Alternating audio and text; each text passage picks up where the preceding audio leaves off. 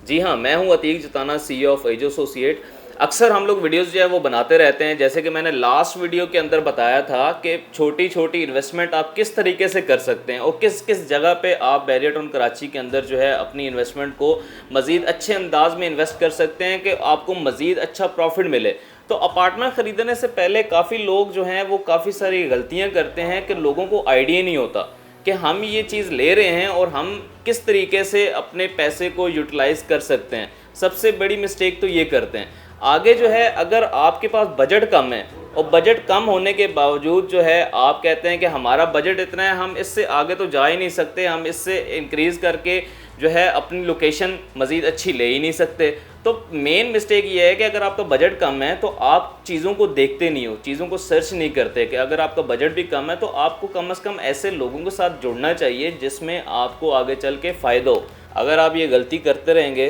तो आपको नुकसान होगा।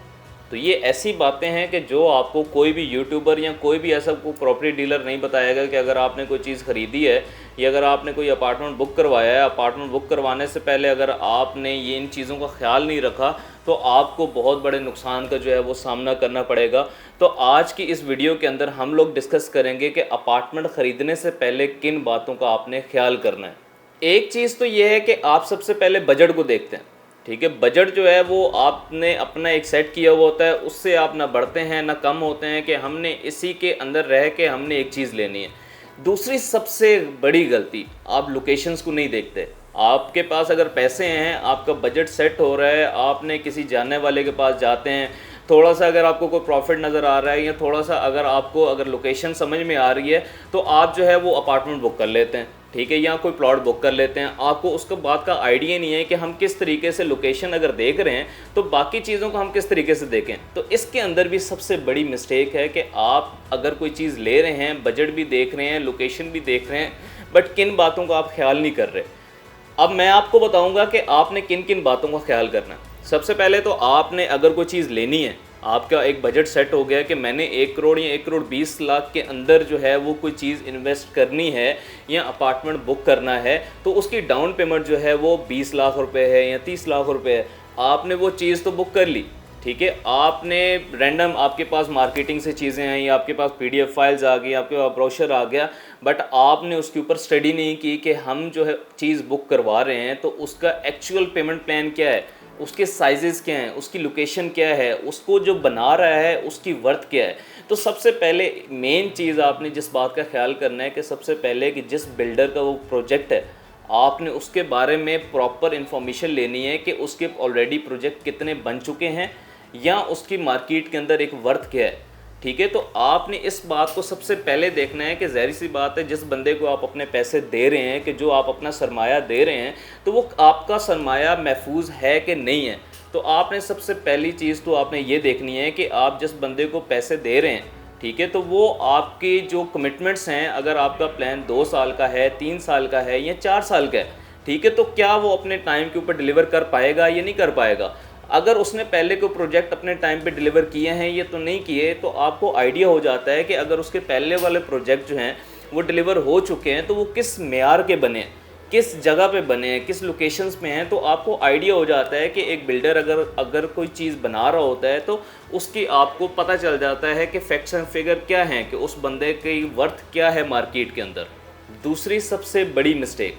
कि आपने एक चीज़ देखी पेमेंट प्लान के ऊपर और आपने अपार्टमेंट बुक कर लिया, आपको आइडिया नहीं है कि उसकी लोकेशन कैसी है। लोकेशन तो बहुत अच्छी होगी बट उसको बनाने वाला कैसा है आपको नहीं पता। लोग जो हैं लोकेशन अच्छी देख के तो एक चीज़ बुक करवा लेते हैं कि भाई इसकी लोकेशन अच्छी है, ये जो है अपने टाइम के ऊपर जो हमें जो है वो मिल जाएगा। आप अपने हिसाब से सोच रहे होते हैं कि लोकेशन इसकी फेसिंग थीम पार्क है या फेसिंग आप कह लें एफएल टावर है, या जिस जगह पे अच्छी सी अच्छी लोकेशन के ऊपर आपने एक चीज़ बुक करवा ली बट उसका बिल्डर अच्छा नहीं है, तो आप जो है आपका जो सरमाया है आप उससे नुकसान उठा जाएंगे। आप लॉन्ग टर्म उसको लेके बैठे रहेंगे, आपको उससे कोई फ़ायदा नहीं होगा, कोई प्रॉफिट आपको उससे जनरेट नहीं कर पाएंगे। तो एक चीज़ तो ये है, सबसे मेन चीज़ एक चीज़ और बताना चाहूँगा कि लोगों के पास तो होते हैं पैसे कि उन्होंने बजट सेट किया होता है कि आने वाले दिनों में हम अपनी फैमिली के साथ वहाँ पे रहेंगे, या हमने जो चीज़ बुक करवाई है 3 से 4 साल बाद वो हमें जब डिलीवर होगी तो हम जो अपना घर है इसको सेल करेंगे या हम शिफ्ट हो जाएंगे अपने अपार्टमेंट में।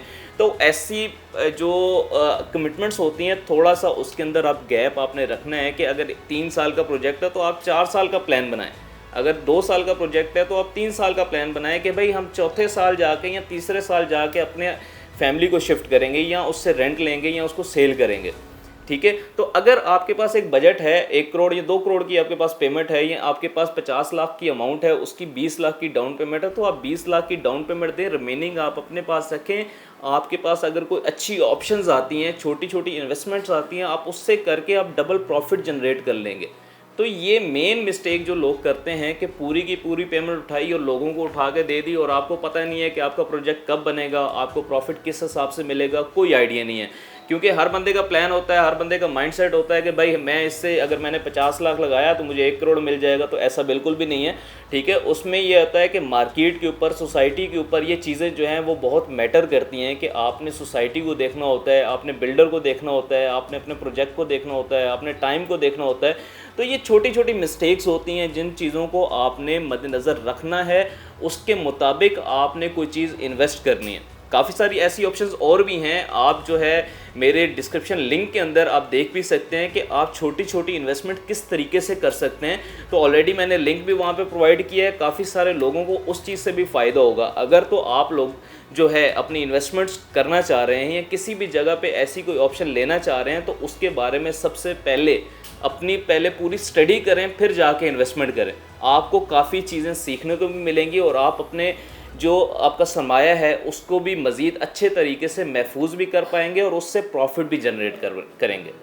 मैं चाहता हूं कि आप सबको भी आपके पैसों से अच्छा प्रॉफिट मिले, आपकी जो सेविंग है वो अच्छी जगह पे इन्वेस्ट हो। इस वजह से इस वीडियोस का बनाने का मकसद यही था कि आप जो है अगर कोई अपार्टमेंट ले रहे हैं, वो भी बैरियर टाउन कराची के अंदर या किसी भी जगह पे, आप जो है किस तरीके से एक चीज़ को सर्च करके, एक चीज़ के ऊपर स्टडी करके, उस बिल्डर के बारे में, बजट के हवाले से, लोकेशन के हवाले से, प्राइसेस के हवाले से। समटाइम ये होता है कि लोगों के पास पैसे होते हैं, लोग साइज़ देखते ही नहीं है। ठीक है भाई, हमारे बजट के अंदर आ रहा है, ठीक है, अगर 80 लाख का अपार्टमेंट है, 80 लाख की मेरा बजट है, बट उसमें साइजेस का भी बड़ा फ़र्क होता है कि अगर आप एक बिल्डर अगर दे रहे हैं 1050 स्क्वायर फीट का अपार्टमेंट 80 लाख रुपए का, एक बिल्डर अगर दे रहा है 600 या 700 स्क्वायर फीट का अपार्टमेंट 80 लाख रुपए का, तो कौन सी ऑप्शन आपके लिए ज़्यादा अच्छी है? मेरे ख्याल से 1050 स्क्वायर फीट वाला जो अपार्टमेंट आपको 80 लाख का मिल रहा है वो ज़्यादा अच्छा है। बट उसके भी फैक्ट्स एंड फिगर्स हैं कि आपको किस चीज़ों को मद्देनज़र रखना है। आपने लोकेशंस को देखना है, आपने बिल्डर को देखना है, आपने अपने बजट को देखना है। तो आने वाली वीडियोस के अंदर हम लोग डिस्कस करेंगे बैरियर टाउन के प्लॉट्स के बारे में, कि बैरियर टाउन के प्लॉट्स आप किस तरीके से ले सकते हैं, कि लोग कौन कौन सी गलतियां करते हैं, लोग किस तरीके से जो है अपने पैसे को यूटिलाइज नहीं कर पाते, एक ही जगह के ऊपर अपनी इन्वेस्टमेंट कर देते हैं। तो आने वाली वीडियोज़ को देखने के लिए हमारे चैनल को लाजमी सब्सक्राइब करें। अभी तक के लिए अल्लाह हाफिज़।